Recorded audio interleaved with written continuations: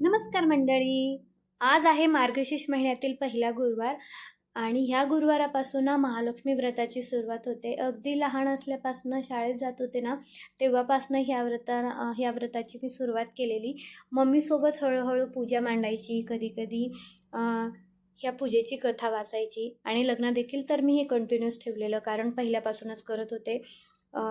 छान अशी चौरंगावर नवीन कापड अंथरलं, त्यावर कलश, त्याच्यावर नागिणीची पानं आणि नारळ ठेवून घेतले. जी काही 5 फळं आणलेली ती ठेवली. सगळ्यांना फुलं वाहिली, हळदी कुंकू वाहिलं. त्यानंतर महालक्ष्मीची मूर्ती नव्हती, माझ्याकडे फोटो होतं. त्या प्रतिमेची देखील पूजा करून घेतली. फुले वाहिली, त्यानंतर दिवाबत्ती लावली, अगरबत्ती लावली. छान अशी चौरंगाभोवती ना रांगोळी काढून घेतली. त्यानंतर माझ्याकडे एक छाप होता, त्याच्यानं लक्ष्मी पावले देखील काढून घेतली. तर एकदम छान वाटतंय आज. तर भेटूया आता नेक्स्ट व्लॉगमध्ये.